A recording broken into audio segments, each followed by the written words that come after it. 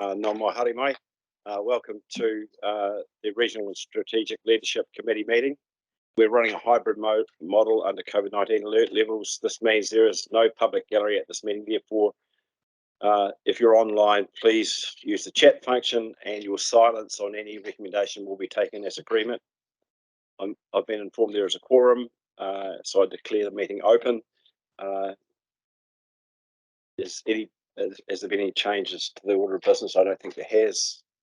So I'll pass to Councillor Pauling for Mihi, whakatau and... Kia ora, Peter. Tuaki au I nā nei ki te mihi au ki a koutou, ko taimai nei tēnei rā. Ai, ka huri au takapokaro ki nā tini atua, ku wehea te pō. Ai e nā mate, moi mai, oki mai, apti hono, tātou hono, tātou ki a rātou, apti hono, tātou hono, tātou ki a tātou, tonga ora. Ai, nei te mihi ki a koutou, e rauranga tira mā, nā kai kaunihera, nā kai mahi, o te kaunihera nei. Ai, ki nā memo te hāpore, e mā takitaki nei, I tēnei hui, tēnā koutou. Ai, kia ora tātou, just aiming to acknowledge everybody and welcome everybody to the meeting following Peter's intro. Ai, he Karakia whaka Timatanga o tātou nei hui, ka haia te ata, ka hāpara te ata, ka koro ki te manu, ka waruri te kotu, ko te ata nui, ka haraina, ka taki te umeri, he pō, he ao, ka watea, tihei, mauri ora. Kia ora. Kia ora, Craig. Thank you for that. Before we get going, just Councillor Southworth is online, and I'd like to specifically welcome Alice, Hocking from the Youth Rōpū, who's standing in for Matt. No, Kimberly's standing in for Matt. That's right. Sorry about that. And Kimberly also, who's the team leader for Youth Rōpū. So we're looking forward to you, and thank you very much for being here. It means quite a bit to us. We've had you here a couple of times, and there's nothing like being here in person, Alice, rather than online. So welcome. We have apologies from Councillor Hands, Councillor Ian McKenzie, and Tumutai Vet Councillor Lewis, and Councillor Apanui. There's no conflicts of interest that I'm aware of. There are no forums or deputations. Not been made aware of any extraordinary and urgent business, and there's no notices of motions. So can we move to 7.1, which is the unconfirmed minutes on page 9 of your agenda? Are there any matters of accuracy in those minutes that you would like to refer to?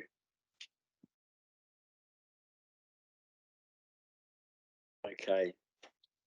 Could someone move the recommendation that is on the screen, please? Thank you, Councillor Mackay, seconded by Councillor Edge. All those in favour, please say aye. All those against? That's carried. Thank you. So welcome to the table, Alice and Kimberly. And this item is on page 19 of your agenda. Okay, cool. Yes, kia ora koutou. Thanks for having us here. So we thought that we would give a bit of a verbal update about what the Youth Rōpū has been up to since we last saw you guys at the last regional strategic meeting. I think firstly we wanted to talk about the annual plan, and that as a Rōpū we were happy to see the hybrid fare structure, and that was kind of in line with what we were submitting as well, which we thought was pretty exciting. We have had a team building hui since our last meeting with you, and in that meeting we developed a working structure where we established 6 ho, pedals of a waka, where this would allow us to have several interest groups working at the same time, but these might not always be active. So like when the pedal's in the water, the group's active, and then when the pedal's out of the water, that group might not be happening at that time. And we're hoping that this means that everyone will be able to help out and take part in activities that they're particularly interested in and focused on their strengths. So we've got 6 groups. The first one is public transport, and Greg is helping on that. We've got a Te Ao Māori Ho. This is to help sustain relationships with ECan, the Youth Rōpū and Ngāi Tahu. And there's several goals within each of these groups that we've been working through and developing. We have a climate change group, that's Phoebe and Tessa, and they're working to bridge the gap between science people and policy, and they're hoping to give a youth perspective on climate-related matters. We have a comms, engagement and events group, which is Shannon, Shelby and Amanda, and they're working to expand on wider knowledge and collaboration with the Youth Rōpū and help with that sort of thing. So they've identified several roles such as social media and networking to help in that space. We've got Solar for Schools, which is by Ollie, and it's a campaign to help get more solar panels into schools. And then we have a biodiversity ho, which is Ruby and Headley, and that's intended to be really quick on the ground mahi that we as a group can participate in quite regularly. We have our first one coming up on the 3rd of July out at Burwood, and it's part of a wider campaign to plant 5,000 trees in the red zone. And we're looking to connect with the other youth councils, the district youth councils, such as Selwyn and the Waimakariri Youth Council, to do biodiversity related projects later this year. And then myself and Coulter and Florence are in the governance team, and we'll give you a bit of an overview of what we're thinking of doing at the moment, and then we're hoping to give you a bit more of an update in the next meeting. So we're just in the very early development stage of our planning, but our overarching long-term goal is for more formalised and supported youth representation. And we're hoping that we'll be able to enable more associated deliverables for the youth for us to kind of uphold ourselves to as well. And one of the ideas that we discussed really early on with the youth liaison councillors was trying to determine what format or platform would be best for youth representation within the current structures that ECan has.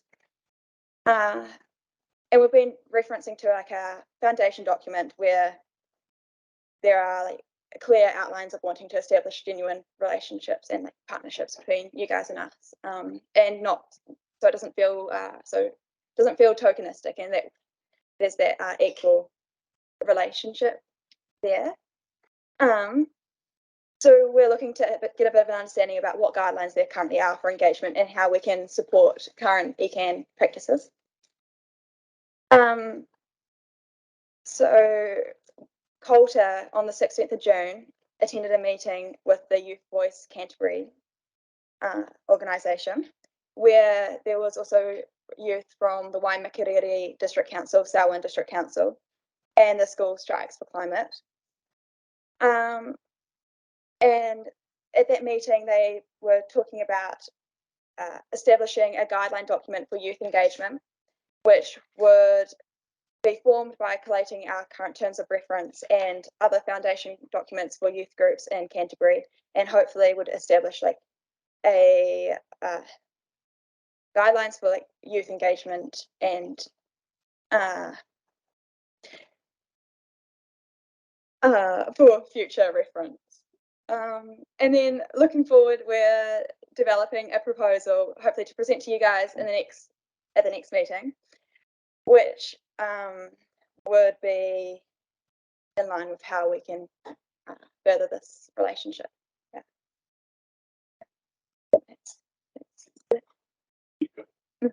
Right. Okay, I think what we'll do is step outside standing orders and we'll have a general discussion. It's really good to have you in the room. We should use you while you're here. So rather than go through the formal process, we'll do the recommendations at the end and vote on the recommendations at the end. So Chair Huey. Look, I'd like to thank you very much for coming along and speaking to us. It's just fabulous to hear all the things you're doing. It's really rich and quite a diverse range of activities. And just while I'm on that as co-chair, I wouldn't mind the minutes to reflect some bullet points about what you've just outlined to us, because I think it's really important for our community to know that you're doing that, and you might be thinking about how you can engage with us, but you're already engaging. You're doing fantastic work with staff and as a collective in the way. It's really, really exciting that you put yourselves forward. It's really good. So congratulations on doing that, because that's the first step in engaging in this process. And we are open to any creative way of engaging you'd like us to do. So like if you wanted us here to participate in some sort of collaboration with you, please do. You just dream up an idea and we'll be all for it. So continuing to come along is a good idea, but then thinking up other ways that we can come to your things or be involved in and try and get it synced in would be good. So I really encourage you to keep coming all the time, and I'm really glad that you started that and we've got you on the agenda. So congratulations. It's fantastic. Yeah, I think I tend to agree with the Chair Huey that the points that you've made need to be noted because they need to be part of our record. But we were quite specific that we didn't want to put too much pressure on you guys because you've got enough to do anyway. But you seem to have come up with a pretty big list there, so good luck with that list. Great. Tēnā koe, Alice. Nei te mihi kia koe mo tō kōrero, kia mātou tēnei wā, so thank you for what you've told us. I agree, awesome. I really love the metaphor of the waka and the six hoi. I think that's really cool, and great that you've told us about a little bit about them. And looking forward to the proposal you're going to bring us. One thing that I've, in our discussions with the youth Rōpū, that I'm really keen on, is quite good for council to think about is, traditionally we've, got you to do some work with us, sort of after our annual plans, to help us engage. But I'm actually pretty keen to see some pre-annual plan engagement with the youth Rōpū to get ideas that may feed into programs that actually go into our annual plan. So that's what I'm really, and without, again, I know it's massive because it's a lot to ask with the time that you have, but I just think that's an opportunity that if it could be taken, we could try to take that. So yeah, and so keen to hear if you want to tell us about those thoughts about that, but happy if you don't either, but yeah, just keen to support that.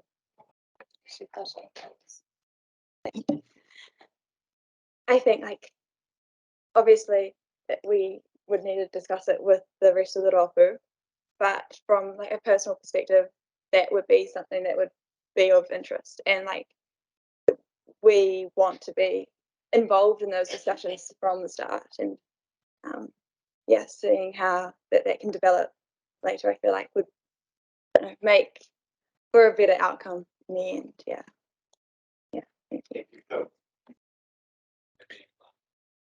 Thank you very much for coming and talking with us, because it's really good to hear further to the report, especially the specific areas you're focusing on.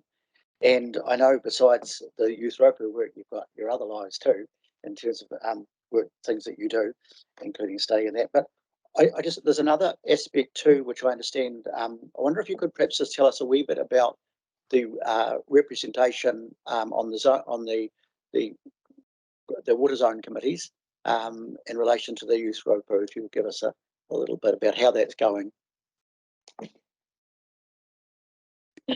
Well, so Alice probably hasn't had a chance to sort of engage with that discussion yet, but I'm happy to give some perspectives if that's helpful.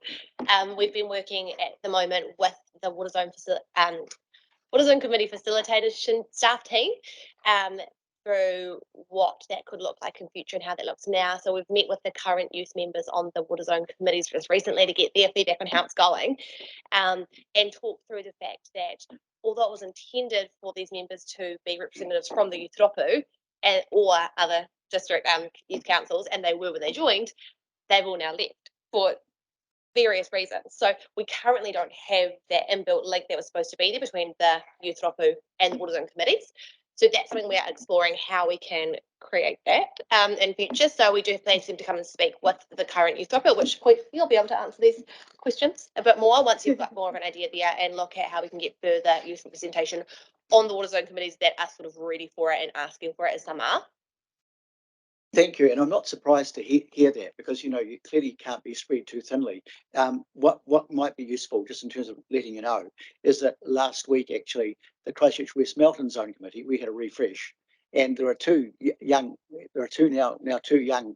people on the Zone Committee who it might be quite good for them to talk with you just to give you an update, because you can't do everything. So just letting you know that as perhaps a way to so you can have a conduit with that zone committee. Yeah, thanks, Alison. Thanks for the Rōpū for all the work as well. Yeah, my question was just a similar line to Craig's about it really about your voices being recognised and accounted for, and actually, you know, that moving beyond tokenism. And I guess I just noted your comment about saying like yay about the fair, where council got to in terms of the fair structure for the annual plan. But I guess I was just wondering, both for this annual plan and in future, whether where there might be space for the Rōpū to basically do like a re-check-in with where council did get to with their decision making and how that aligned with the Rōpū's submissions and what you voiced to us and what you have in the past. Because yeah, there were some changes that we made, particularly in the biodiversity space, that we know in the long-term plan submission for the youth Rōpū, that was a real focus for you guys. I know that like this one being you just focused on the bus fares, but it's about that kind of like accountability, it feels like, for us towards you and sort of vice versa. So I wonder if that could be something that you might like to have a discussion about, whether that would be, again, worthwhile within all the other things that you're doing, or not. But just a thought that I had. Thank you. Thank you. Melissa. Yeah, so I guess I've got a sort of item around accountability, or holding us accountable in terms of upholding youth representation. I'm really pleased to see that you're going to be looking at the structures in ECan and how youth are represented within them. I think that's a really critical thing. And I agree with Councillor Pauling that pre-plan engagement with youth representatives is really going to be beneficial. But my main point was actually around the zone committees, the water zone committees, similar to Councillor Clearwater. The zone committee I'm on, I've noticed that our youth representative there doesn't speak up, and this has concerned me and worried me. And so, yeah, my question is, how are we going to measure that? How, I mean, you're already engaging with the chairs and facilitators, you know, perhaps asking for an agenda item for youth feedback to be given, also, you know, you might have some ideas around increasing that sort of ability to feel comfortable and speaking out in that group. So yeah, something for you to think about. Some of the youth members haven't actually, they might have left the Rōpū, but they haven't left the zone committee. So they've actually often become community members. So they're still there, they're still a youth voice. So yeah, but yeah, good to see you here. Thanks. Thanks very much for coming along. I was interested in the coordination that you presumably are facilitating with the district council's youth groups and the zone committee groups. Does staff give you assistance to help set up those meetings and things, or how do you engage with them? I don't want to speak for the youth Rōpū as the staff member who's doing that. But yeah, at the moment, while we're setting up those connections, that's happening sort of initially at a staff level. And we work between the facilitators. So I've been really lucky to build a relationship recently with the Waimakariri and Selwyn people. It's sort of my role. Then from there, once we have a bit of an understanding of how things are working and what the goals are, we can hand it over to the youth members to take it forward from there with our support.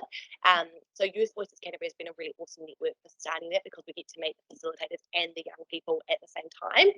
So it's that. After that. And so from a broader perspective, you're keeping an eye on the other youth groups that are out there and bringing people together and getting support from other groups, or helping to give support to others as well. Absolutely, and that's something that the youth Rōpū sort of agreed is a really cool area we can focus on. We're really keen on collaboration, especially with our TAs, and our sort of idea, especially in the biodiversity space, is why don't we just support the community work that's already happening in amazing Mihi, and especially these youth councils who have got a wider focus when they want to do work in the environmental space. That's what our group is so passionate about, quite skilled in and connected into so many different people here who can assist them with that. that's exactly what we think we should do. So we're really excited about the opportunities in that space. Okay, anyone, any other comments from councillors or questions from councillors? So thank you, and you two ladies have done really well because the men didn't show up today, so Coulter and Matt, so fantastic, good to see you. I think the thing that that comes across for me is that we are about to go through an election process, and so this room will change, and it'll be really nice to get with you guys again before we do that.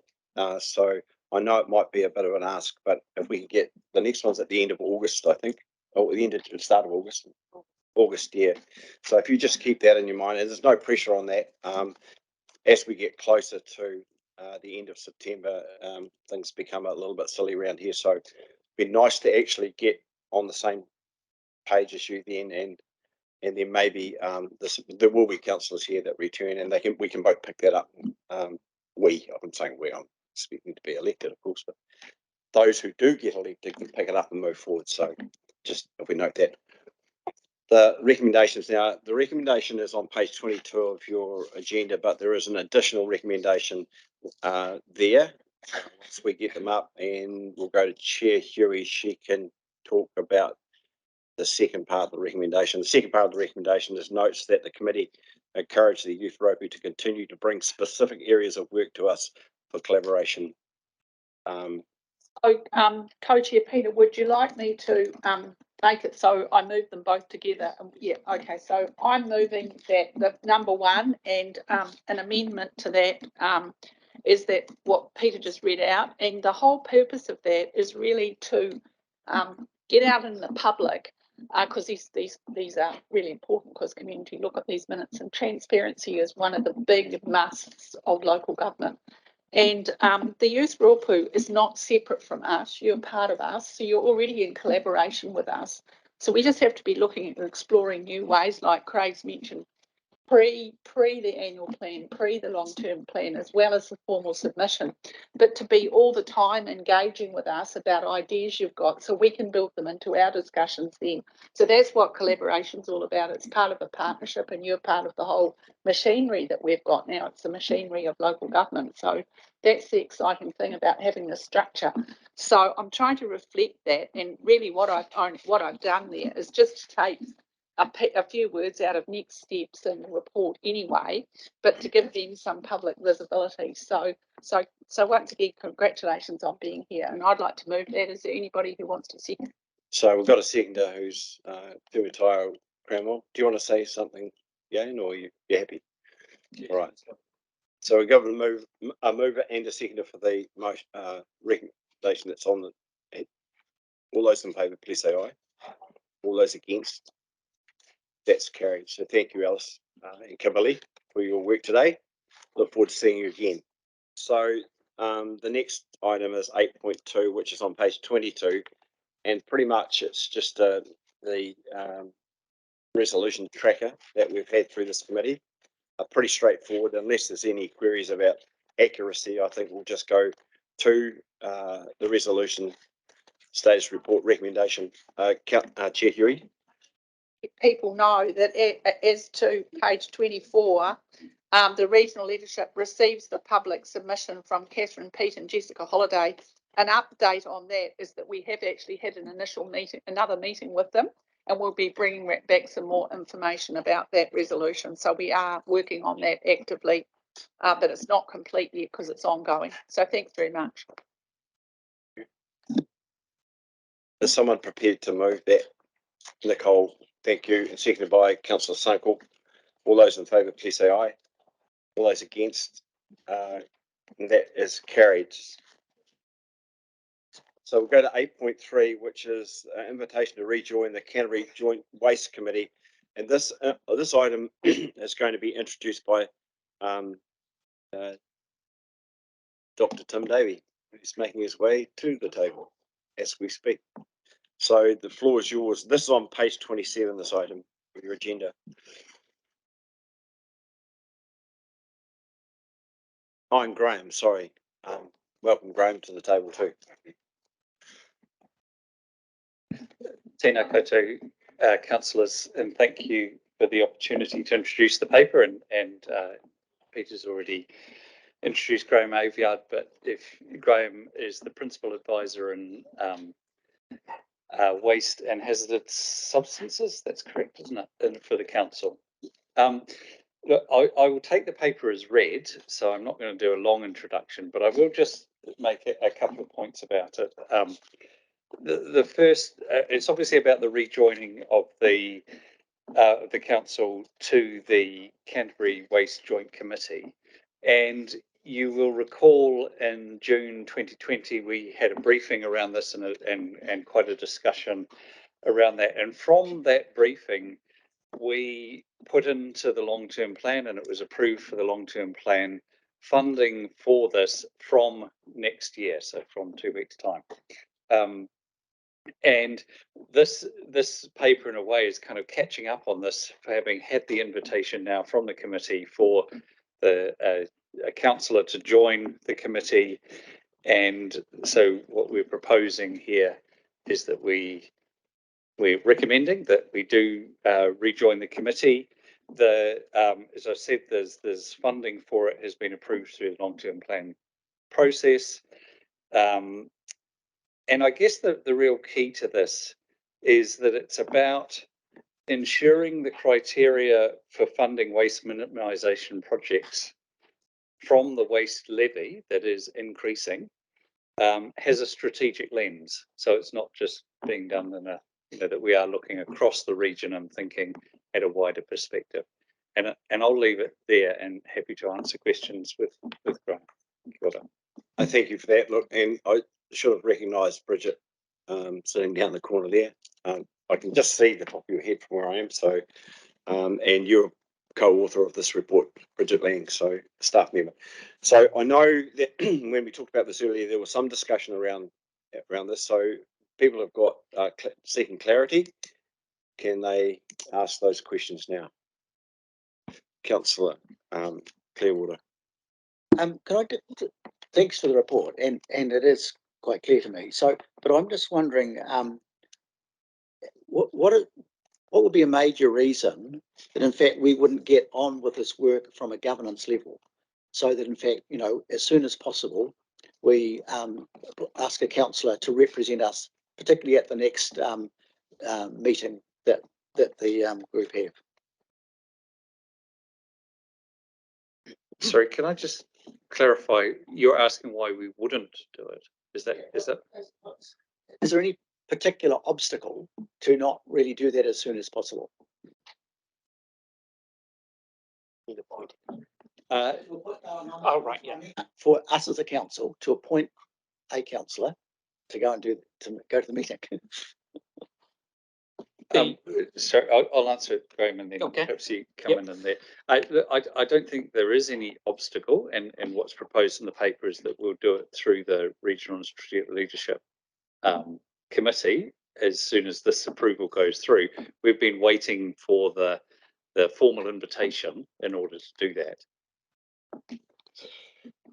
The operation of the committee is on two levels, and the principal level of councillor representation is on an annual meeting, which is convened to approve applications for awards of funding to schemes and pilot studies and small programs like pump priming to carry out waste minimisation projects. That's done on an annual basis, and the closure of the recent round was, I think, in March, and the councillors, I understand, have been meeting or will meet to approve that. I think the meeting was either last week or the week before. So I'm not sure if there's time to be able to give a councillor, you know, the option to go and sit there to actually be part of that decision-making process for 2021-22. We hadn't put any funding in place in the LTP for this membership until 2022-23. So in principle, at the moment, we have no place at the table But in any case, I'm not sure if the timetabling would permit us to have any benefit at this stage at councillor level. In the last 10 years, we have had a place as an advisor at the staff level who meet quite regularly, and we have been doing that over many years, and obviously this will make our presence there more formal and put it into a more solid position.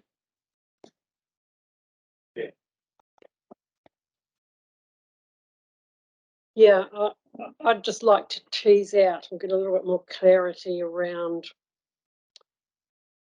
the comment in point 10 about the committee, Environment's Canterbury staff providing the technical input and the advocacy and assisting with delivering the projects under that contestable fund that you've just referred to, Graham, and advice relating to minimising hazards and waste, and aligning that with a councillor sitting on a committee that meets once a year to basically look at things at a high level, and it feels to me almost agree to decisions that have already been made from staff, or recommendations from staff. Have I interpreted that the same? I mean, I've just heard Tim saying that one of the reasons is that this ensures the criteria from the waste levy, which is still to come. I'm not sure, it's a couple of years, I think, isn't it, that waste levy, or comes into place? Yeah. And to have that looked at strategically. I mean, yeah, I've got some other comments, but I'll probably hold them till the comments. So. That's fine, because we're just seeking clarity around the paper at the moment. So is any other council, Elizabeth? Yeah, sorry, I just have a question. Oh, sorry. Yeah. Yes, in principle, you do have that correct. The committee at this point in time has existed to entertain and allocate resources for projects across the region, and they might not necessarily be bounded by territorial authority boundaries. It might go across 2 or 3 who have similar issues. And that is just part of what this committee can deliver and will deliver in the future. The waste landscape is changing rapidly, and we are considering a whole range of new innovations. This week we've looked at the energy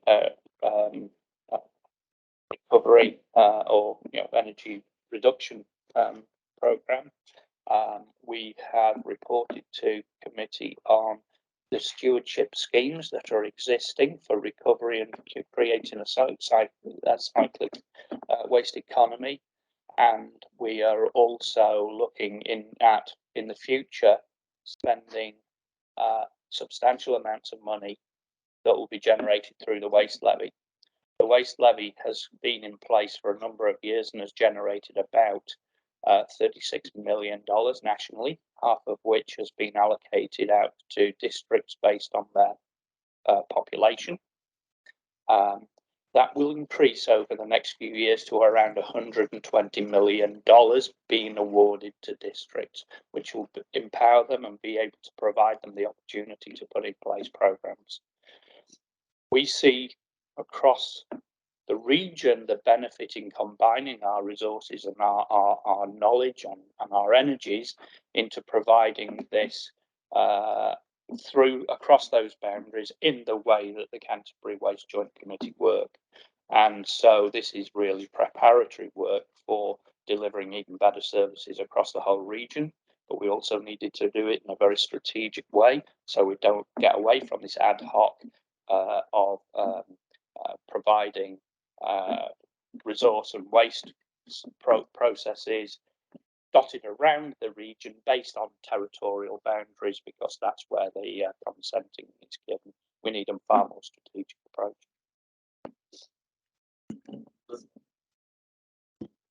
Thank you, Chair.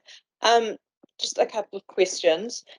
So based on your description today, there doesn't appear to be any direct conflict of the role of the committee with what our role as a regulator is in this space. Would you agree with that? Yes.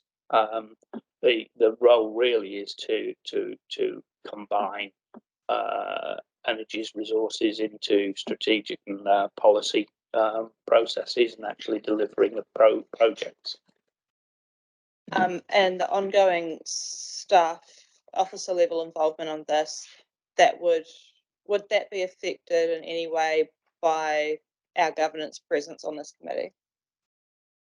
No, I think it would have benefits. At the moment, although the committee is created under the Local Government Act 2002, that really sort of very primarily focuses on the delivery of that funding programme. A lot of the staff working group underneath that does have quite a good degree of latitude, and actually I think in terms of a leadership role that we can obviously provide, I think governance would be part and parcel of that. The request in the letter is for ECan to contribute 25% of the contestable fund. Why are we being asked to contribute 25%? That was the historic level of funding that Environment Canterbury had provided to the Joint Waste Committee prior to our leaving in around 2010. The scheme that committee continued to operate at the same level of funding between each of the councils, so they didn't make up the difference of that 25%. I think it had previously been funded around 32,500 to 35,000. Our estimates were at just 25%. It might be 37,500. The current proposal is that they will incorporate a coordinator's role, which will be paid centrally through the committee that everybody pays into, and that makes up that difference between that and the $48,000 contribution. However, Christchurch City Council would still be by far the greatest funder of this committee because it's based on population. Ours is a nominal 25%, but theirs is significantly more than that. So just clarifying, whether or not we join, the TAs will continue to pay the same rate. Ours is an additional sum on top of that. Yeah. Okay, cool. Elizabeth.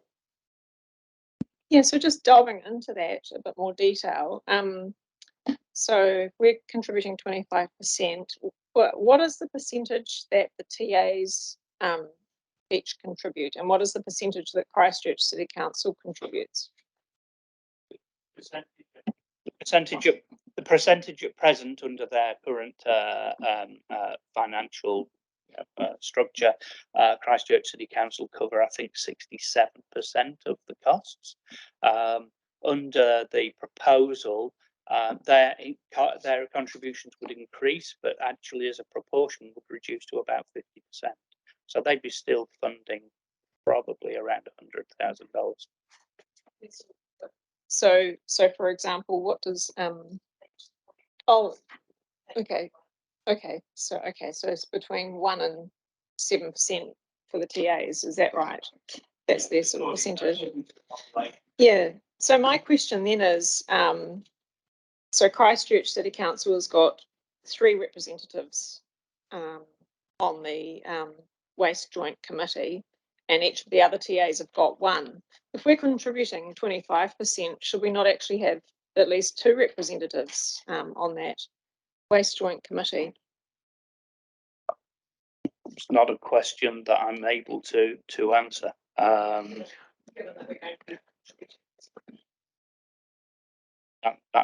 might be entirely your view. Great answer. if I could, yeah, I mean, a very good point. And I think it also comes to some of the questions earlier around, by being a member of the committee, it does allow you to then discuss with the committee some of these types of things around structure, how often you meet, you know, what your remit is and things like that. So I guess a stronger case for being on the committee is that it does allow those discussions to take place. Okay, I think we've just about exhausted clarity. Tim, is there any final comment you'd like to make, or are you happy, or Graham, are you happy?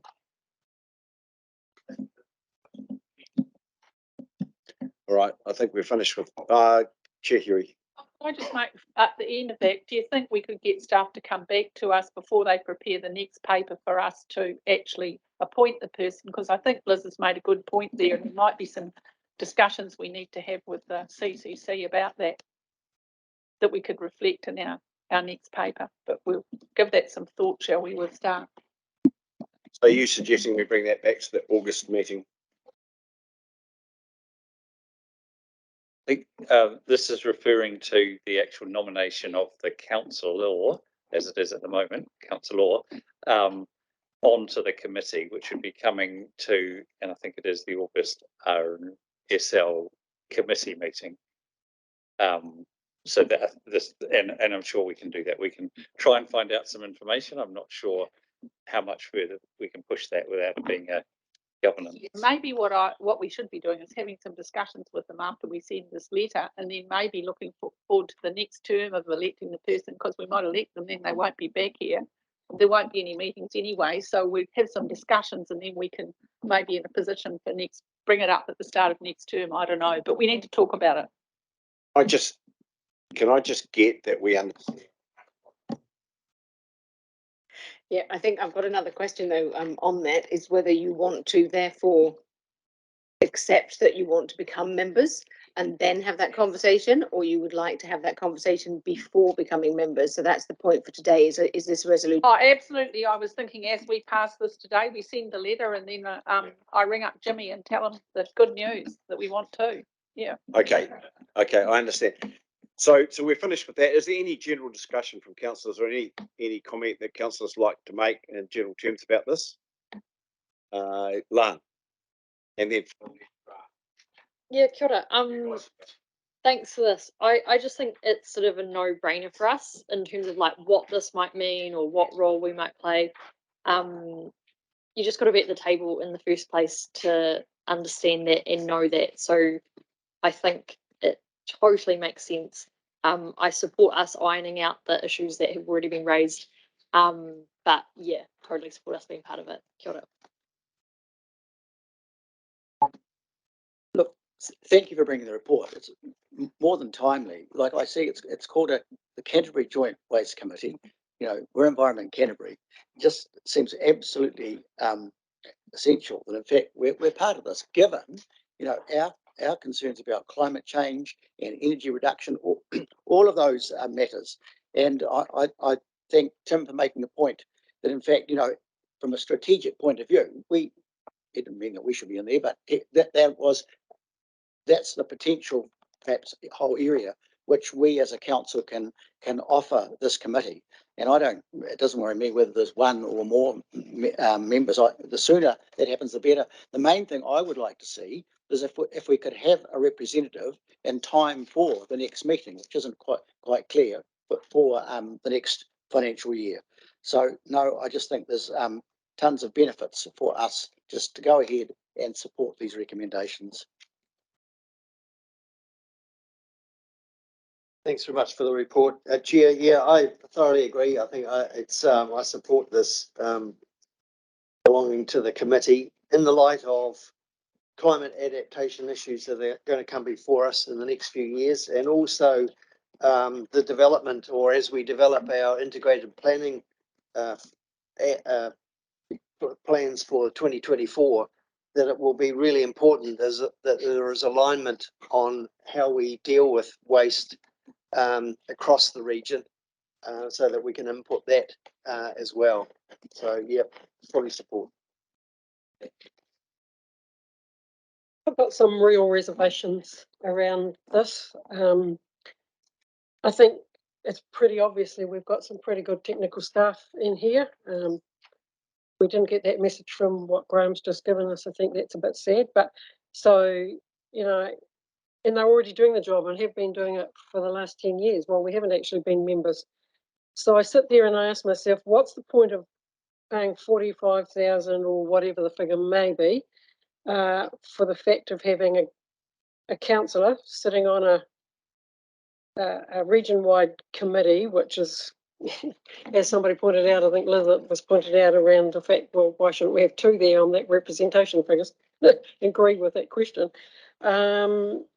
What is actually the value that we're going to get from it? And I'm really struggling to work out actually what that value is, even after, you know, we've heard the arguments around the strategy and in fact that the levy's increasing from what it's currently been by a significant amount. All of this is all going on already. Our staff are already having a big input and a big impact as I read it. And so I sit there and I think that $48,000 would be better spent somewhere else. So I'm not that supportive of it. It's real rough there. If this went to $120 million nationally and it was on population, South Island would probably get $25 million out of this, and Christchurch probably get half of that. That's just really rough. So what's the opportunity? That's the opportunity. The opportunity is to be in charge of some of the strategic stuff. And from my point of view, we know the waste management issues that we have, some of them are historic, and you know they're causing us a lot of grief along rivers and along the coast. Yeah, so that's that. We've had anyone, Nicole. Yeah, I was probably sitting on the fence of this at the start of the day, but hearing Tim's enthusiasm for our involvement at that governance level, that really swayed me to where I'm feeling comfortable that we should be sitting on there for that strategic, for that leadership thing. I am really uncomfortable about the rating for it, like I am about GCP. For these joint forums, our ratepayers are paying a rating tax. When ECan is rating for something that other councils are already contributing to, our ratepayers are paying an extra 2% just for the fact that we have someone else collect our rates.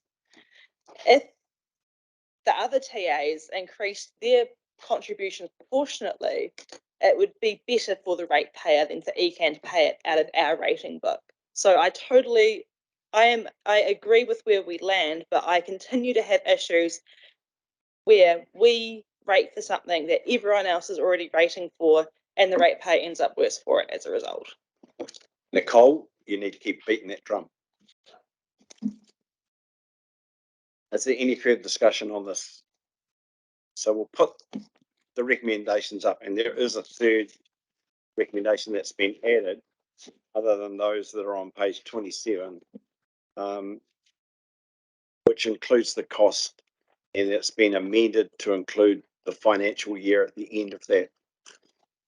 So if everyone's happy with the ones that are in the paper and the third one that's on the screen there, I'll put those to, I've got a mover for those, sorry, Grant and Lan. So you're going to do 1.4 now. Just saw 1.4. So I'll put those two motions that are on the table. Yeah, and the one that's on the screen. For all those in favour, please say aye. All those against? And noted. So no one against, but Councillor Mackay has abstained her vote on that. So thank you for that. Thank you, Tim and Graham. Yeah. So we'll go to 8.4, and I think that's your down to page 46. The MOU with UC, University of Canterbury. So again, Tim will be speaking to this. Welcome, Tim. Got a chair, and thank you for the opportunity.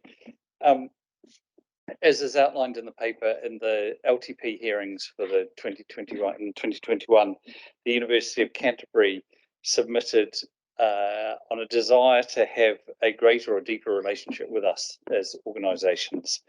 And this memorandum of understanding is the start of that. And I do just emphasise it's the start. It's not the end. You know, we've been working on it.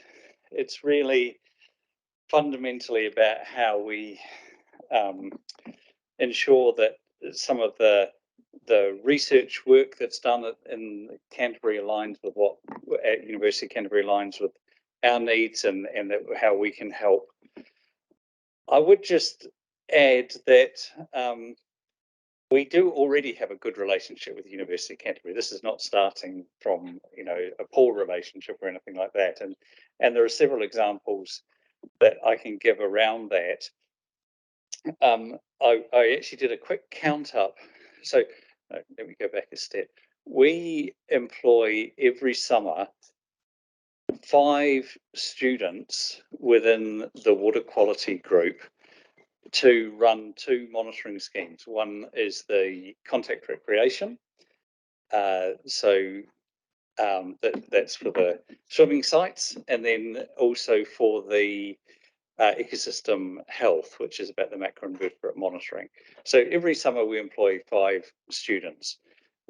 They don't all come from the University of Canterbury, but a lot of them do. And when I looked at around the staff in the surface water quality science team, there are 10 staff.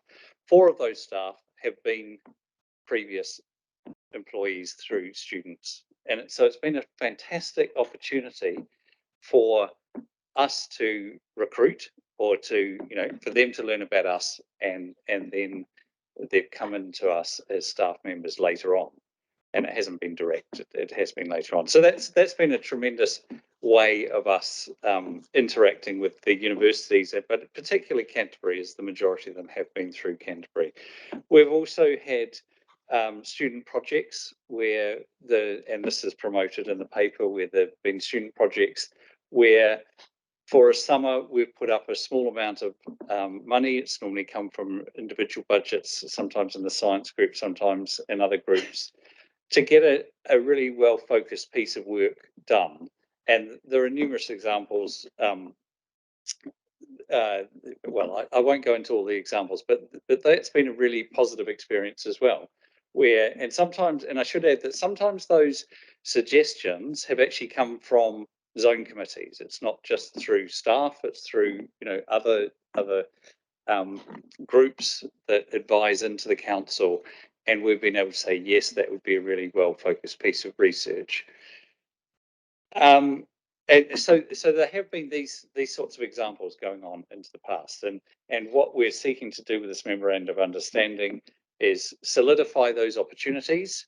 And we are you know, deepening that relationship. And then as the last point, I would add that also at the same time in 2021, Lincoln University also actually submitted a very similar request, and we are working towards that, and that's where our next step is, to work with Lincoln University. There's been a few changes in their senior leadership that's kind of meant that we're just working through as to who to work with, but that's the next university that we're wanting to is the 2 universities within Canterbury. And we're also thinking about ARA as how we can do a similar type of thing. Yeah, thank you, Tim. I don't think there's too much clarification required around the memorandum of understanding, but there is some chat that needs to be had, or some discussion that needs to be had, because there are some opinions around the table that need to be expressed on this type of thing.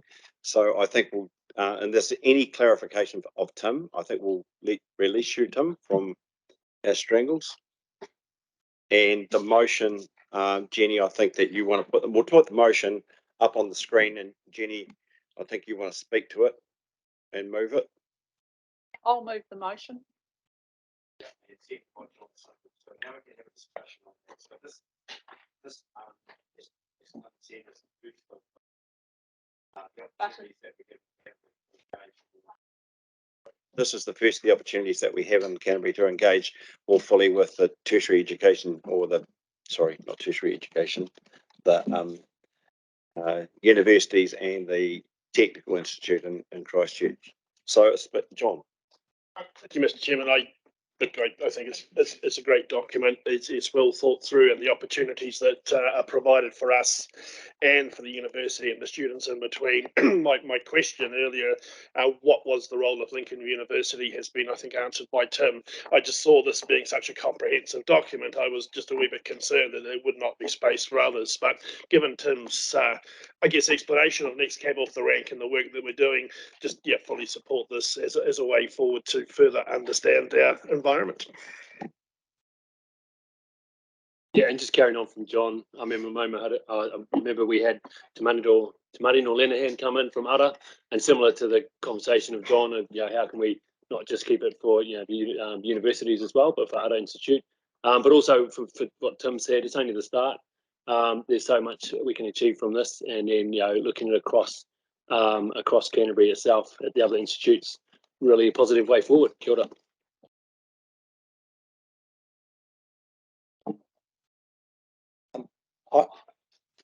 I certainly concur with other speakers. I think that this is sort of like a really key turning point, really. I think for us, it's not as it's clear from the paper and staff have said, we've already got a really good relationship. It's really building on that, and I think for a number of us too, it gives us pointers to the future as to how this could be extended in the future. And like a good example for me is with the Ngāi Tahu Research Centre, just not only for placement, say for other staff, for students who alongside staff, but also how governance might also fit alongside that too, and just what future placements there might be. For example, like today we had the youth Rōpū here. That's great, but we know that there are a lot of young students who might also be interested in how the wider governance part too of this council works.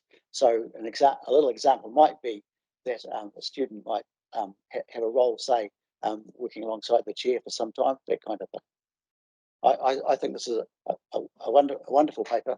Very happy to support it. Did you want to say something? Do you want to speak No. now, Jen? Yeah. Can I just have a brief? Yeah.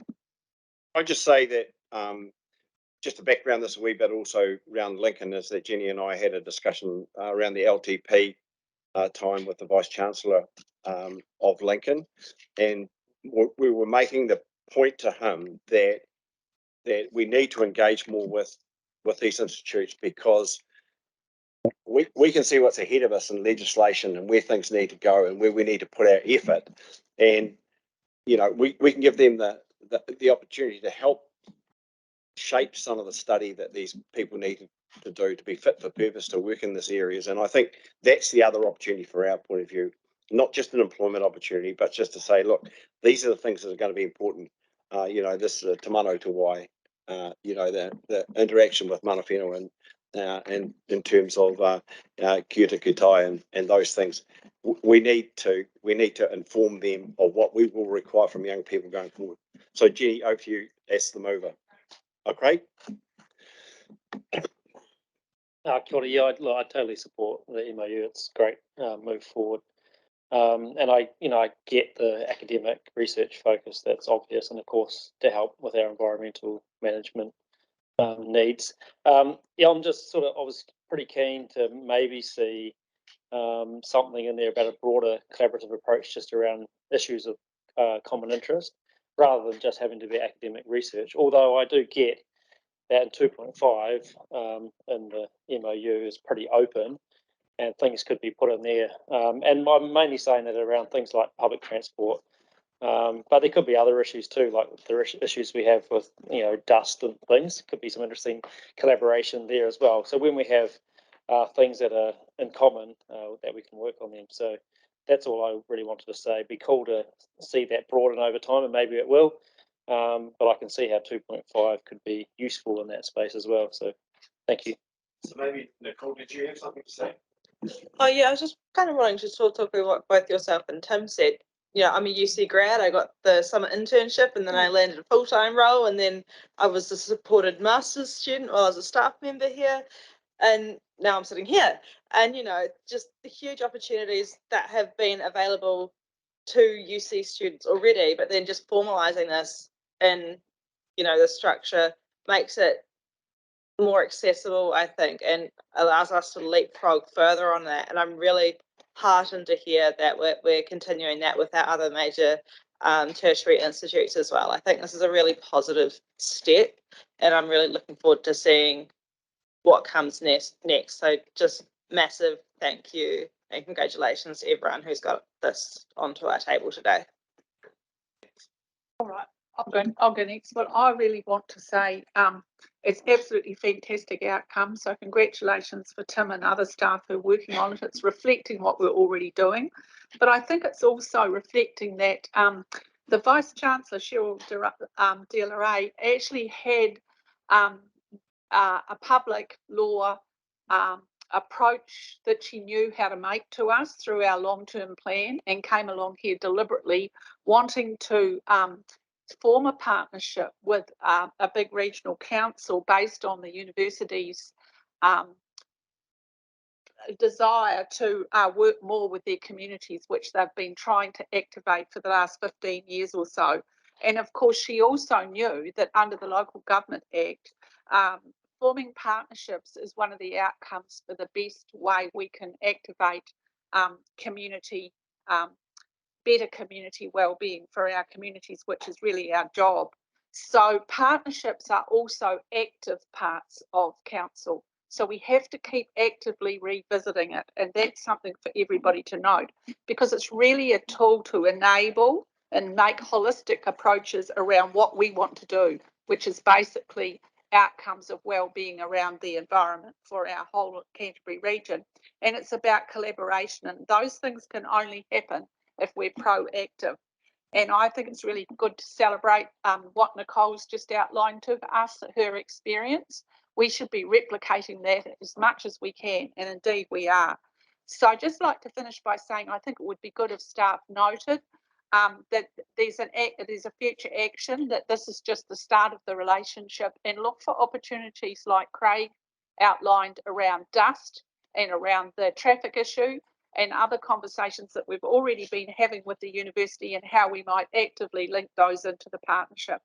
So I think it's fantastic, and thanks for all your work, and we need to see it in that way, and we need to be proactive, not bury it away. Don't forget it's there, bring it again on this agenda all through the next term, and be proactive around it. So good work, I say, and I'm really for it. Thank you. So Chair Huri's spoken as the mover of the motion. So the motion is in front of you on the screen. Moved by Chair Huri, seconded by Councillor Sunkel. All those in favour, please say aye. All those against? That's carried. So thank you very much, and thank you, Tim, for that piece of work. Noted. And I see Aurora sitting in the corner there. As we move to 8.5, which is the BCA transfer and dam safety regulations on page 54 of your agenda. So welcome, Aurora, and when you're ready, you can start. Kia ora, thanks for having me, and appearing in front of you today in a bit of a different capacity than what I normally am. So just to introduce myself in this role, I'm the Building Control Authority Manager for Environment Canterbury, and online I've got Kate Rutherford, who has held the Building Control Authority Coordinator position. So we're a very small team, and the function sits in operations alongside the consenting team, but it is very different and distinct in the role that we do.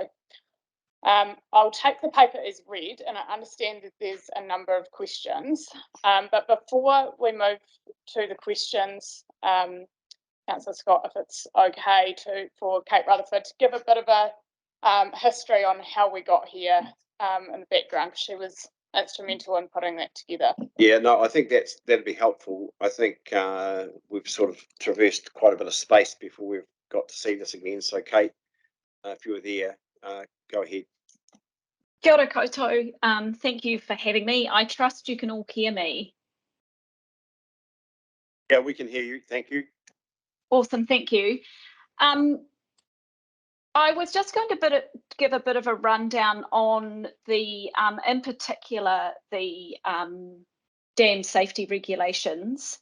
But I'll start with our obligations under the Building Act. Under the Building Act, the regional authorities are required to provide a building consent authority function in relation to the control of building work on large dams. The BCA function comprises the processing of building consents and code compliance certificates, the issuing of building consents and those code compliance certificates, and the issuing of notices to fix. Last year, we received the transfer of the BCA function from Otago Regional Council, Environment Southland and West Coast Regional Council. Prior to that date, Otago Regional Council were processing or providing the BCA function for Environment Southland and the West Coast Regional Council. So this paper partially is just a bit of an update on how that transfer is going and the impact that it's had on the workload. In terms of the dam safety regulations, they have, under the Building Act, there are provisions around dam safety, but they relied on the dam safety regulations to provide definitions and criteria that we would apply in terms of assessing the safety of dams, and those dam safety regulations were never brought into force. A successive number of governments did try to bring them into force, and they nearly came into force. I'm not sure when it was, but they were pulled on the day that they were supposed to be signed off. So it's been a long road, and during that whole time, Environment Canterbury has sat on the technical working group to provide advice to MB around the development of those regulations. So now, one of the other things that the Building Act required was for us to have a dangerous dams policy.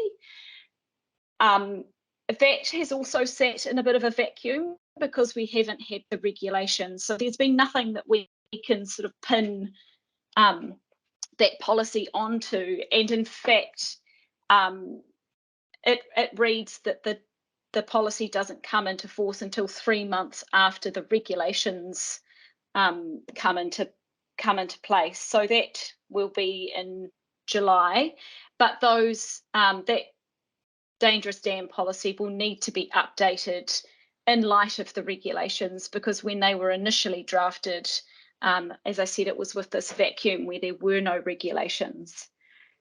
So I think that's probably where I can finish up in terms of the background, and open it up to all of you for questions.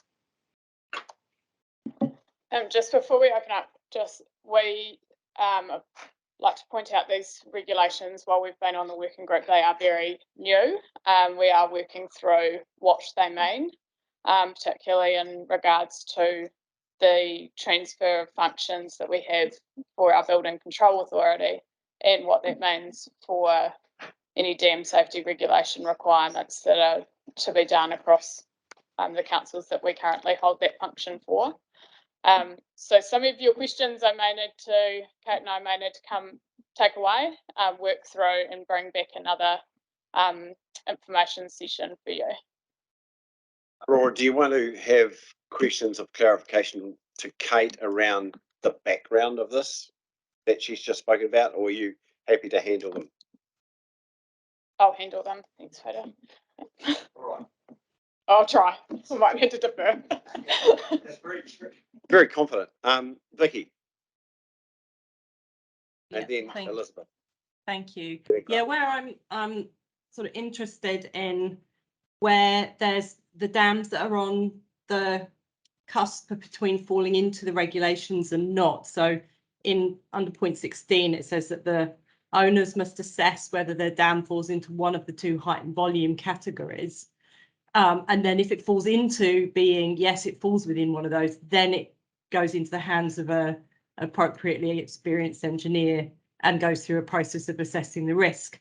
But is there something that picks up those ones that are close? Is there some mechanism for checking that initial determination that yes, no, it falls into one of those two classifications? And if so, do we keep does somebody keep a record of that?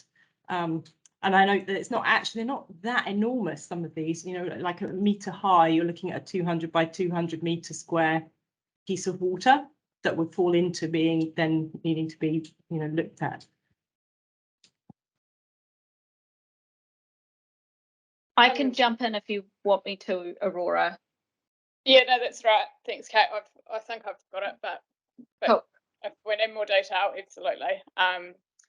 So a couple of things there.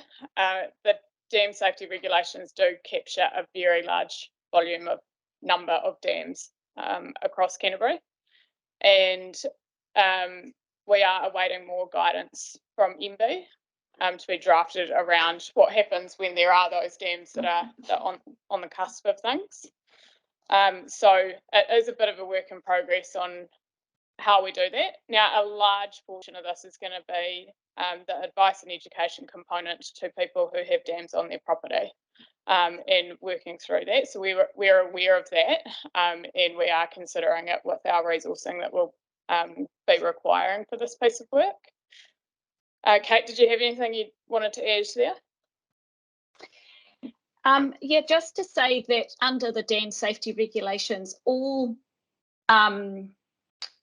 owners of dams that fit within that criteria do have to get a potential impact classification done, and that gets checked by a registered engineer. So that there is a process within those regulations to sense check the information that's being gathered. Thank you. Right, Elizabeth. Yeah, I've just got two sort of questions. So my first one is around the impact of climate change on the design limits of dams. So I wonder, is it reasonable to assume that the changes in intensity and duration of rainfall events under climate change are going to affect our dams? Are we investigating the impact of those projected changes or increases on the dam design limits?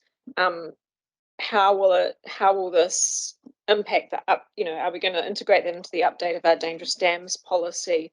Will we be having a briefing on the dangerous dams policy? You know, how does the climate change thing fit in with that? Cool, great question. So this is where the dams function does cross over slightly into resource management and considerations that we have or don't have under the RMA. So if a new dam was going in, currently we can't consider the impact of an activity in relation to climate change effects that activity would bring about, but we do have to consider the impacts of climate change, so rainfall changing, for example, of consenting that activity. So for the resource management consents that are required behind putting in a large dam, for example, that is considered there. In terms of the changes to legislation to the RMA that's coming later this year to around capturing effects of an activity on climate change, that will also bring in further considerations for us.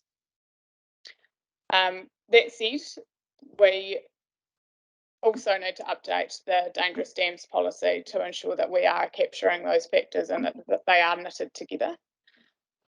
Kate, did you have any specifics that you wanted to cover in that area as well? No, I don't think so. Thanks, Aurora. My second question.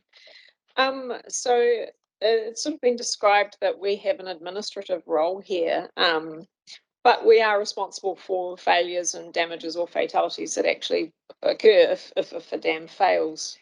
And I'm a little bit worried that we seem to be placing a lot of faith in contractors and dam owners.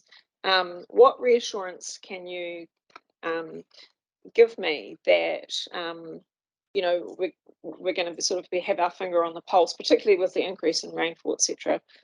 With dams, you know, are we adequately resourced to be keeping tabs on things?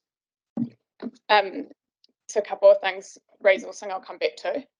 We do have indemnities in place, and all of our contractors are required to have a certain level of insurance for the work that they do. Kate will be able to cover the more detailed approach around the insurance levels for those contractors, but it is it's significant. So I'm confident that we're well covered in that space with both the insurance and our indemnities. In terms of resourcing, we do know that this will require some additional resourcing, both for the preparation of dam safety requirements coming in. So looking at the systems and whatnot that we need to put in place to ensure we're able to capture the data, and then additionally the processing and consideration of the authorisations after the fact once they come into effect. So it is something we've factored in. What it looks like exactly, I'm not sure, but I do anticipate that we'll absolutely need to be having another conversation around what it looks like in terms of putting into a council budget.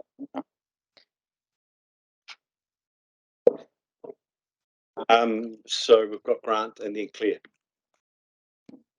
Thanks, Aurora. I just had a couple of questions. One of them was on page 55, number 7. I wonder if it was just seeking some clarification about what that statement was meaning. In terms of the responsibilities, if you could just briefly comment on that. Yeah, great. So it sort of two parts here. We have the responsibilities under the Building Control Authority to undertake the consenting of those dams. But we also have the requirements to hold information around the processing and actual structure on the ground. So that's what that paragraph was covering. I may need to flick to Kate for a little bit more detail if you're looking for more around what that covered.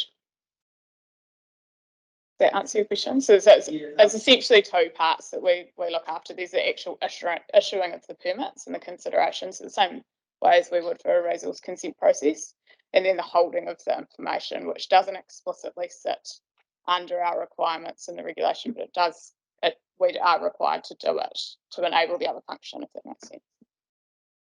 And presumably the other parties involved in the process will be required to provide their information to us.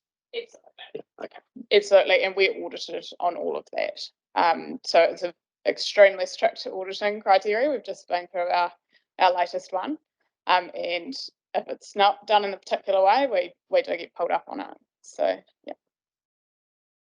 My second question was around item 16 on page 56, regarding the definition or the description of the person certifying, and they're described as a recognised engineer.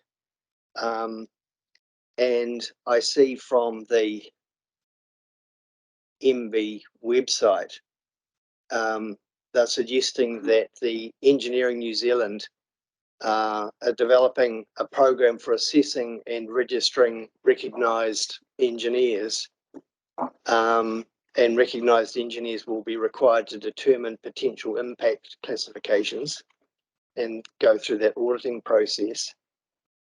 Given that sounds like they haven't done that yet, then is any certification or approval, would that be undertaken by a chartered professional engineer?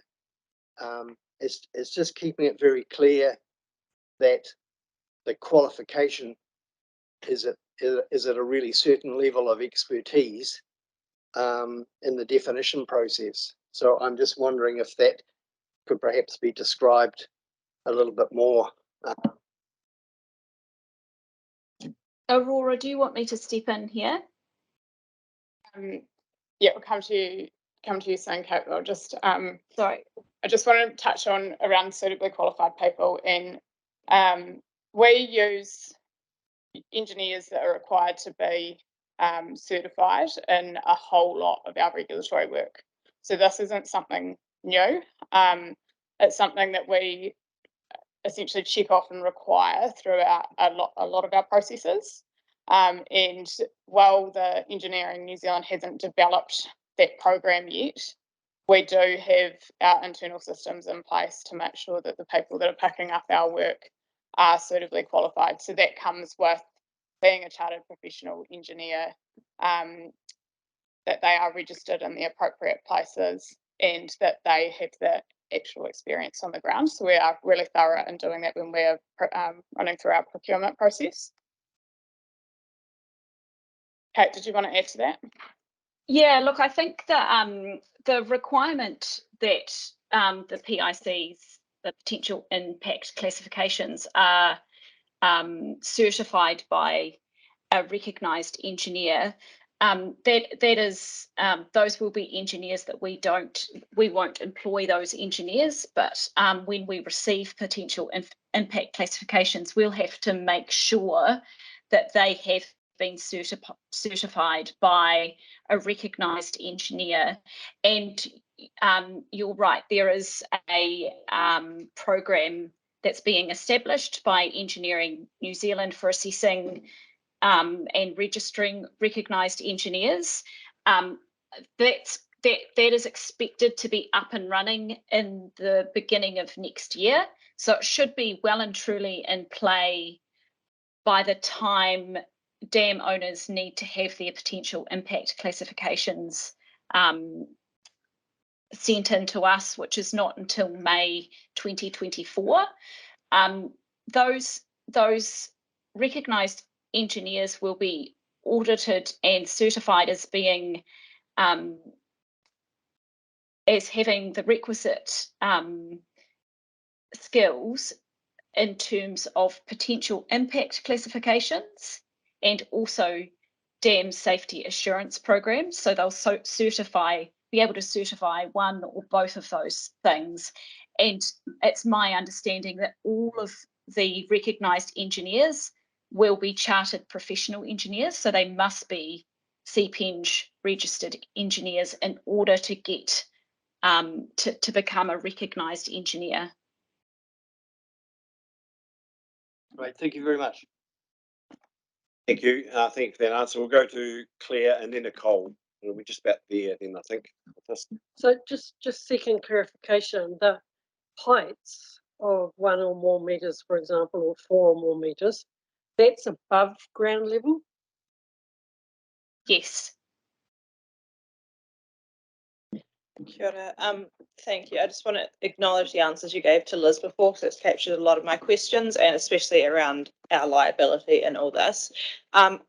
Just referring to point 17 in the paper, you note that there are over 800 dams within the Canterbury region that could be impacted. And you've talked about communications, etc. Given that we've taken over the functions for essentially the rest of the South Island, are we also responsible for communicating to all those customers? And are we then large dams? We haven't yet had the conversation with the other regional councils on whether they would like us to take on the transfer for the dam safety regulations. So there's a large conversation that needs to happen there. And I imagine, should it go down that road, that would be something that would need to come back to yourselves for consideration. But the liabilities around that would be the same as what we have now, and that liabilities sit with the councils and the indemnities cover them. Right, thank you. I think that's all the clarification we need, Aurora. And Kate, thank you for being online and providing that information to us. You can step step down now, Aurora. And we'll put the motion, then we'll have some general discussion around it. So the motion is on the screen. Do I have someone that would prepare to move that, please? Grant, moved by Councillor Edge, seconded by Councillor Mackay. Any discussion on that? Councillor Edge. Just quickly, really, in terms of my knowledge of the approval and consenting of the Waimakere irrigation ponds in West Ayrton, which took about 10 years through the court process, through various issues, one of them being arguments over dam safety. And so it's good to see that we have an updated dam regulations, which I suspect are partly driven by the extensive litigation that took place as part of that process. Thank you. I just not looking at the third recommendation there on the screen and whether it is enough explanation of what an administrative function is and whether we shouldn't think about what an administrative function is, because it really is. It's consenting and certification of these structures, and whether we should put that in there or not. That was just a thought I had. I don't know if there's any support for that. Councillor Mackenzie. Yeah, I just want to, I mean, I agree we should add a little bit more there, perhaps on that number 3, where it says notes the administrative function, because it's not just the paper shuffling sort of exercise. We are liable, we're responsible. It's a bit more than that. Although at the moment I can't work out what the best words would be to put in there. Perhaps Chair Huey or is Aurora has gone now. Yeah, that's perhaps something that could be put in there. Any other thoughts on that? Any other thoughts on this? I'm not going to die in the ditch on this, but Kate. Yes, I wonder. So there is some compliance function that we can that we will perform. I mean, under the dam safety regulations, it really is administrative. We are going to be receiving information, and we're going to be filing it, and it will have all been certified by registered engineers. If there are issues with the dams, if they're dangerous, then we will use our powers under the Building Act, so not the dam safety regulations, but under the Building Act, to issue notices to fix. So really, the dam safety regulations is administrative, and we will fall back on our existing powers to deal with any dangerous dams. At the moment, we don't have a way of identifying dangerous dams. These dam safety regulations will give us a way of identifying those dangerous dams, so that we can use our current powers. I hope that makes sense. Yeah, no, that's really helpful. Craig, did you have something to say? I think we'll just leave that as it was. Your explanation, I think, helps us understand that better than we did before you explained it. So thank you very much for that. So we have that recommendation. We had a mover and a seconder. All those in favour, please say aye. All those against? That's carried. Thank you. Abstain, please. Abstain from the motion. Oh, sorry. And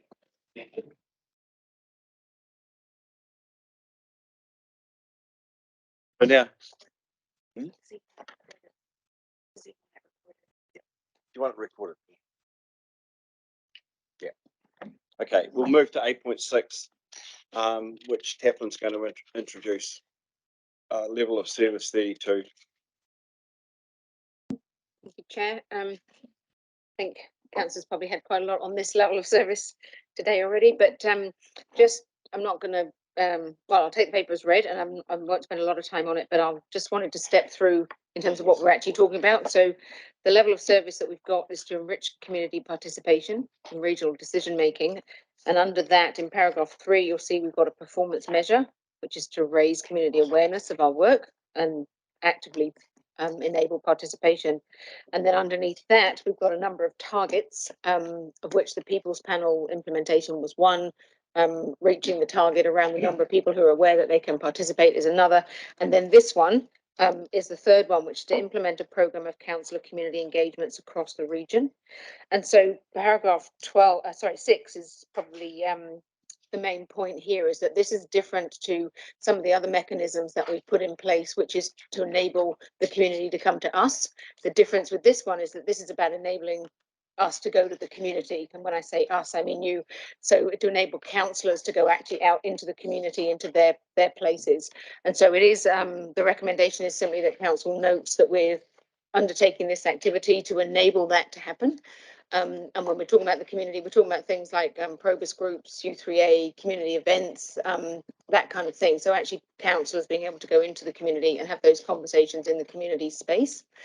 And so we would actually value some feedback from councillors, or to listen to your discussion if you have some discussion on this, but otherwise we would be bringing it back. This is something that we'd be bringing back to implement for the new council coming in, because we're obviously about to enter a period pre-election where it makes it a little bit harder for staff to support the activity. One of the key things I did want to make a note of too is around the reporting and how council, and that's not necessarily to be answered today, as I say, the paper is for noting, but to get some thoughts from you over the next couple of months in terms of how you might want to report that back and how staff can support you reporting that back to each other and to the community about what activity you are undertaking in the community. I'll leave it there, Chair.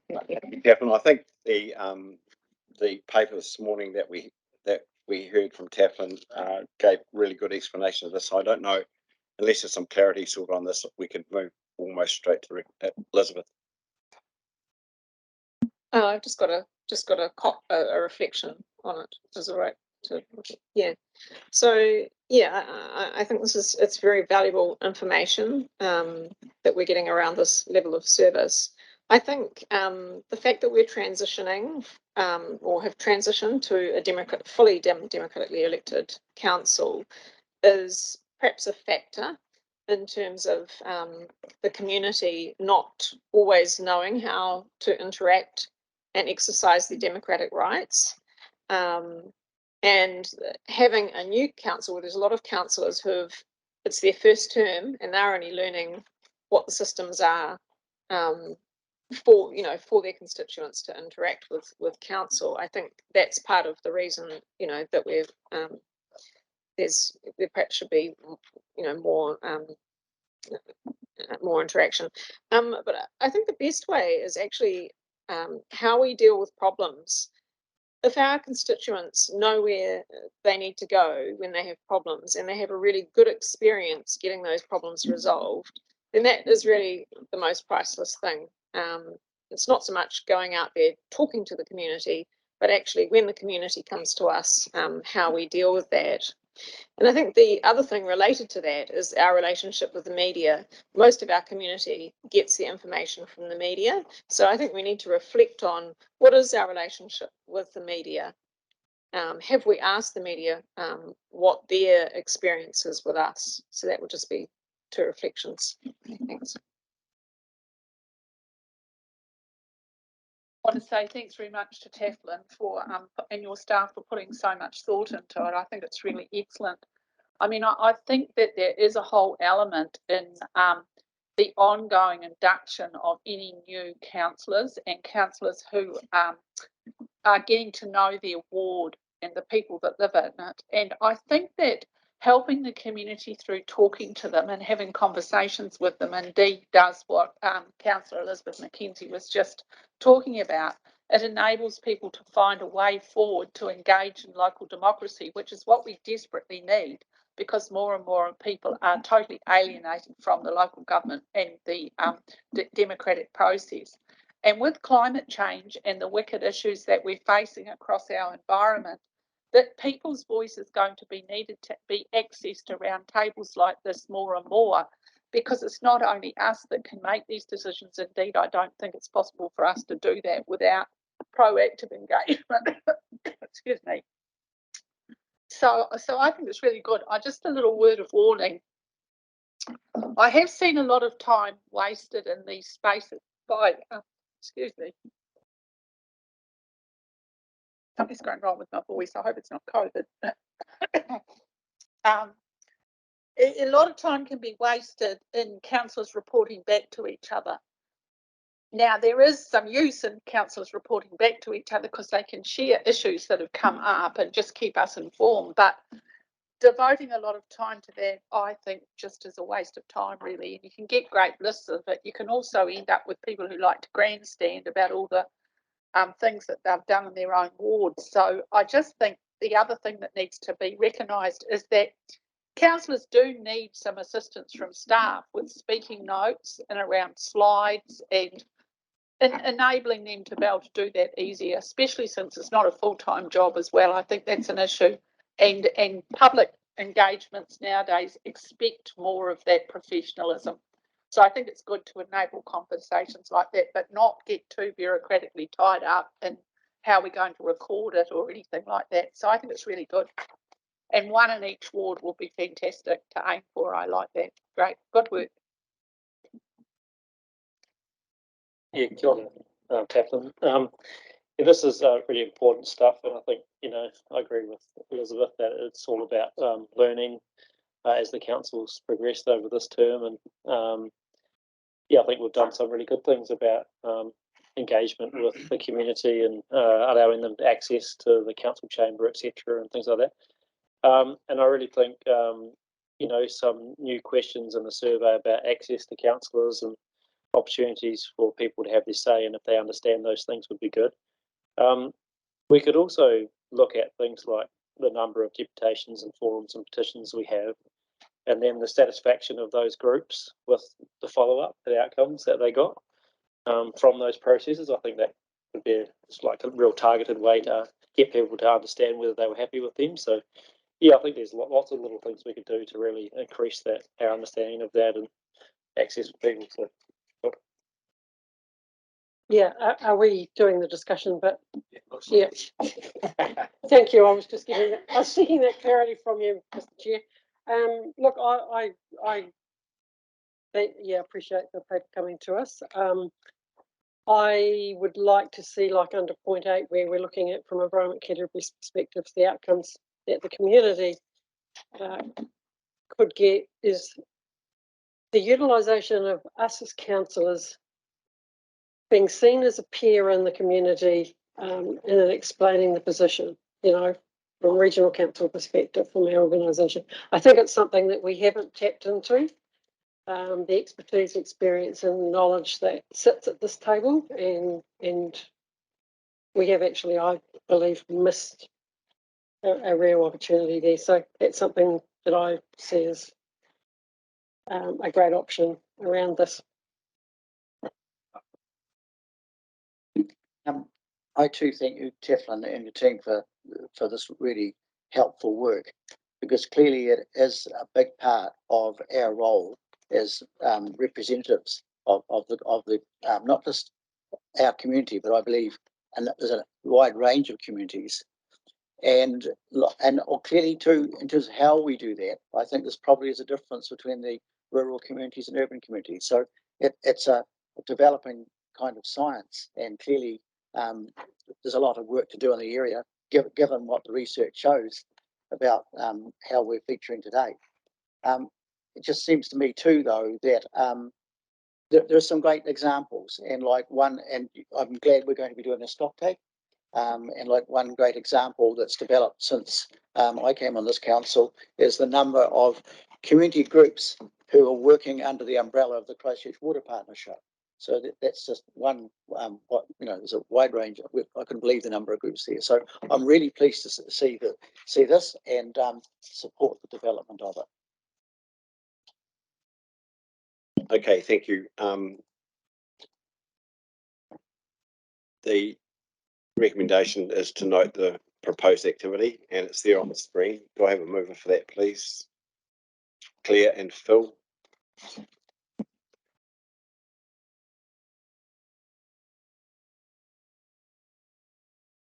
All those in favour, please say aye. All those against? Carry. Thank you very much for that, and good piece of work, Taffin. And we now move to 8.7, and I think, Davo, you're in the room, so I might get you to come to the table. It's just probably a quick fly through this because we're going really quickly, aren't we, with this piece of work?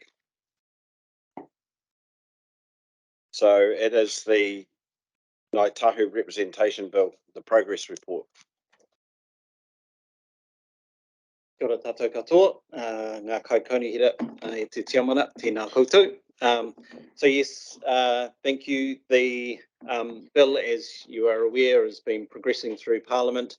The Select Committee reported back to the House just on 2 weeks ago, and the bill then received its second reading, which it passed, and that now sets it forward for the next stage, which is the Committee of the Whole, which will take place next week on Wednesday at the Members' Day, and then that proceeding through and hopefully making its way through on that day then leaves it open to receive its third reading at the beginning of August. The 3rd of August is the Members' Day following. So that's the timeline in front of us. But otherwise, as you can see from the paper, there was little change of substance from the Select Committee process, mainly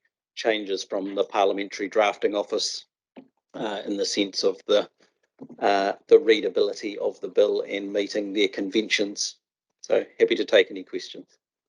Yeah, I've just got a question, I guess, on how this fits into the election process, and it'd be really nice if it's slotted, but royal assent might take how long, David? So royal assent should only take a matter of days. So we would expect after the third reading that it will go in the next bundle of papers through to the Governor General. So hopefully within 2 or 3 days it will receive royal assent. So by the end of that week we'll have that confirmation, and that I guess aligns Ngāi Tahu is reviewing the processes that it has used previously for these at the moment, and so they're getting that I guess prepared, ready for the bill receiving its royal assent, so they can then start formally the processes set out under the bill. And while we don't want to get too far ahead of ourselves, it would be really nice. I think it's October the 7th, isn't it? That election, the 8th, that the election is concluded. It'd be really nice to be able to tie those things together if we could, because it's the sameness there that would suit. Anyway, anybody else with a question of David? Well, I'd just like to make a comment. I think it's absolutely essential. You are planning to get it in sync, aren't you? Yes, that's correct. That's why we've asked Te Rūnanga to review the process so that they're ready to go, and then they can run that process with the aim that their process concludes at the same time as the official results of the election are landed. I'd very much like to thank staff for this update. I think it's timely and really important that we be kept across it. And I'm grateful to receive this sort of information.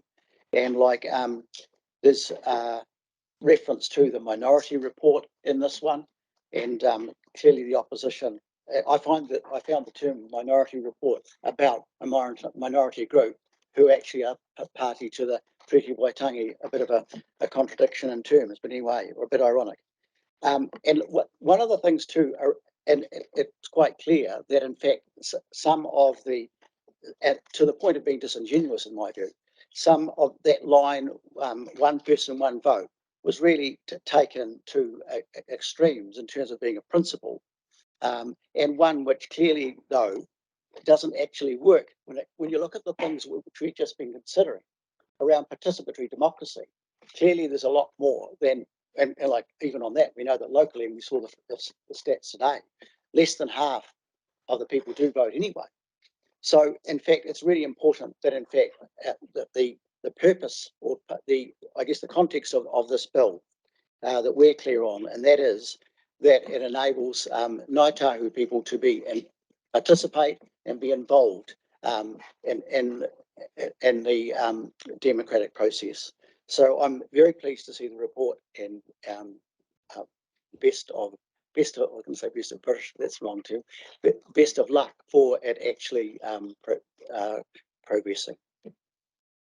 It's like we've jumped straight to general discussion again, so, but I'm not going to interrupt that, Yane. Sure, David, just a point of clarification. So do normally the committee of the whole, where they debate it, to connect get bumped, connect in, sometimes we've had, the first reading, etc., got moved. Is there a chance of that, or is it pretty set in stone, so to speak? My understanding is it's the members' day as a whole. So sometimes the government can reschedule Parliament if they've got urgent business, and so the members' day as a whole can get moved. Because the bill is in train and it's at its stage that it is, it takes sort of precedence in the sense of the order of their business. So it will. It should. We're pretty confident that it will make that that committee of the whole next week.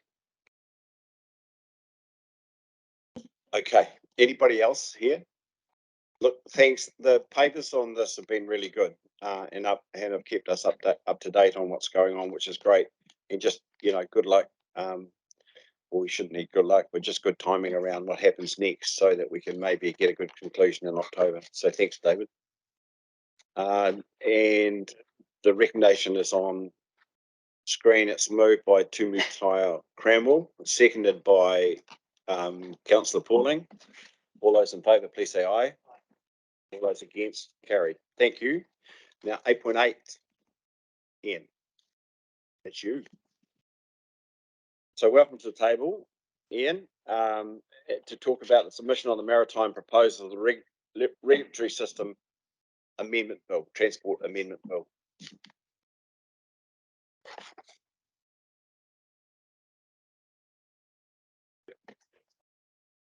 Yeah, but Ian. It's nice to actually see you all. Okay, through you, Mr. Chair. This report is coming to committee today to seek approval for the Council's draft submission on the Maritime Proposals Regulatory Systems Transport Amendment Bill. Quite a mouthful, I know. This draft submission's in your agenda on pages 94 to 96.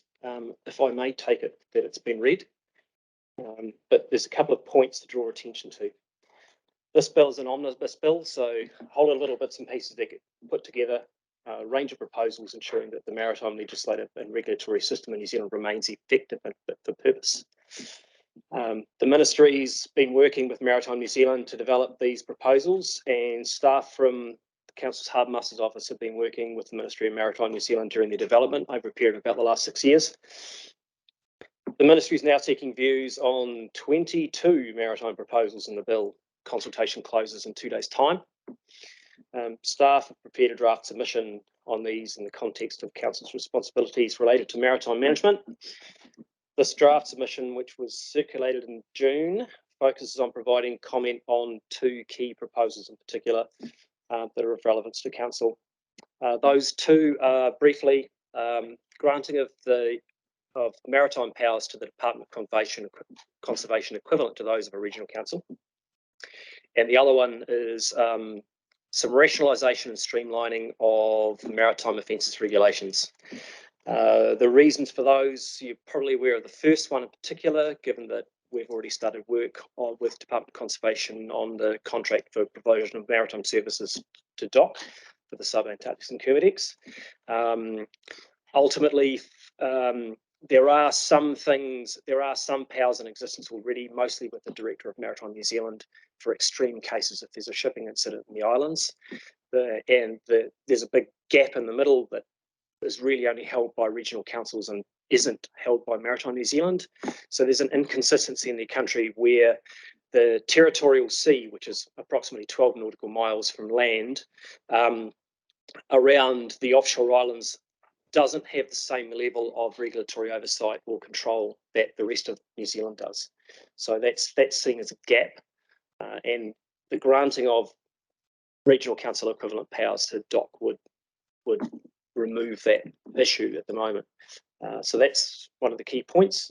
Obviously, we're really interested because we're helping DOC with this at the moment, and it's something that's been widely seen around New Zealand as a whole for a while. So, and the other one is the regulatory maritime offences regulations, which are all over the show. They haven't been looked at for quite some time, decades in some cases. They're quite out of date, quite rigid, and are no longer seen as being fit for purpose. There's been work going on in the background of that for about 6 years with Maritime New Zealand and the Navigation Safety Special Interest Group. Some of that's been done by infringement offences to be right-sized for an offence. There's actually a table in the bill if anybody wants to look at it. It's these things have caused issues in the past where ministers sign off for regional councils' bylaw infringement schedules have been held up because they've been viewed as being inconsistent with one another. So requests have come from multiple councils over the years that it would be nice if there was some national level guidance on where they should sit. This is actually going to take care of that. It's going to provide national level guidance. There are similar proposals currently in place, you might have seen in the news, for land transport as well. And there are existing precedents for this in New Zealand regulations as well. Probably. So yeah, subject to your decision, this will go through in the next 2 days. Thank you, Ian, and thank you and your office for all this work in preparing this over a long period of time.